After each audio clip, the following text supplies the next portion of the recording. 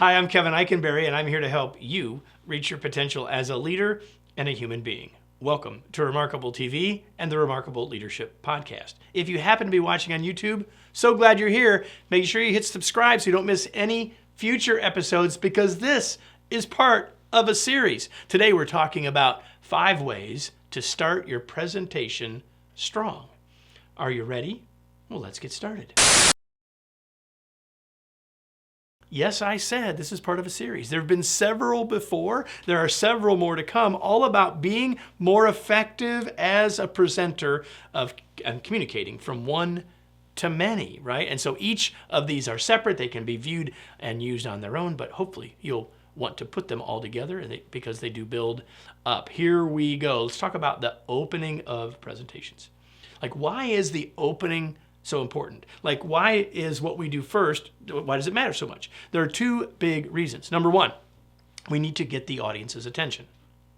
And number 2, we need to create and build interest. Like, if we don't have their attention, they may not be listening.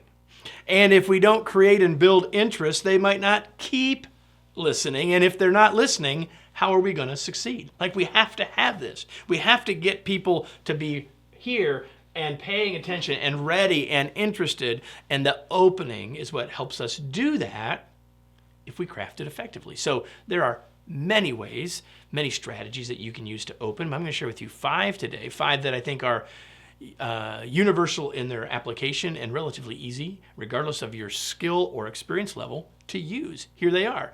Number 1, start with a story.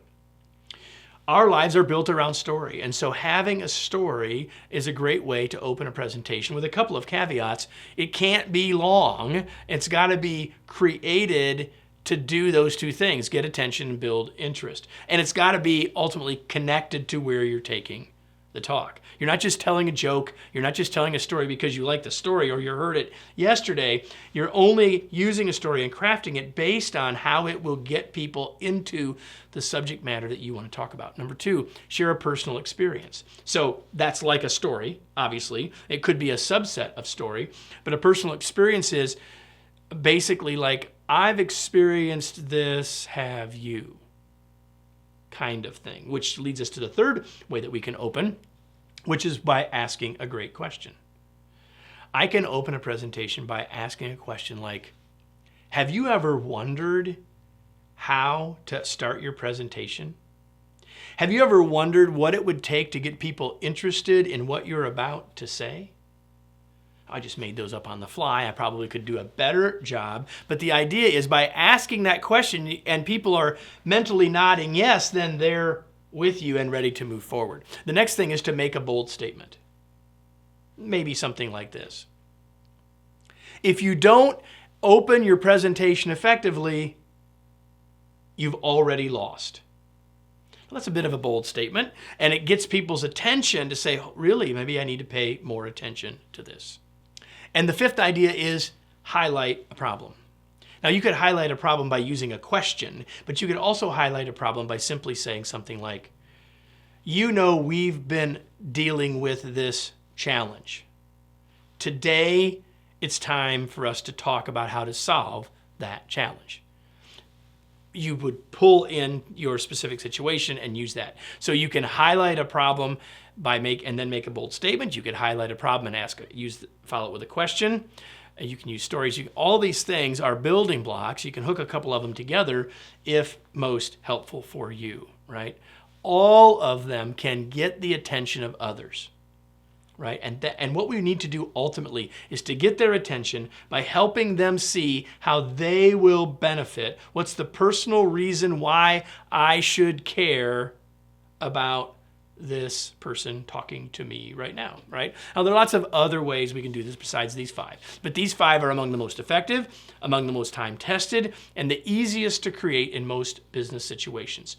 And you may note, if you've watched or listened to these episodes in the past, they're all approaches that I've used for these Remarkable TV episodes.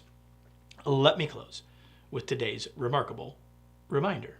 If you want your presentation to be successful, your opening must gain attention and create interest. Well, I want to gain your attention and create interest in something else I'm doing. It's my upcoming book, Flexible Leadership: Navigate Uncertainty and Lead with Confidence. I hope that you will decide you should pre-order your copy. Here's 3 reasons why you should do it. Number 1, you'll guarantee the best possible price. Number 2, you'll be among the very first people to get access to the breakthrough ideas I share in the book. And number 3, it helps me. As it turns out, when people pre-order the book, it helps us in a bunch of ways. That's why you need to go to kevineikenberry.com/flexible to learn more about the book and pre-order your copy. I hope you'll do that, and I hope you'll join us next week for another episode of Remarkable TV and the Remarkable Leadership Podcast.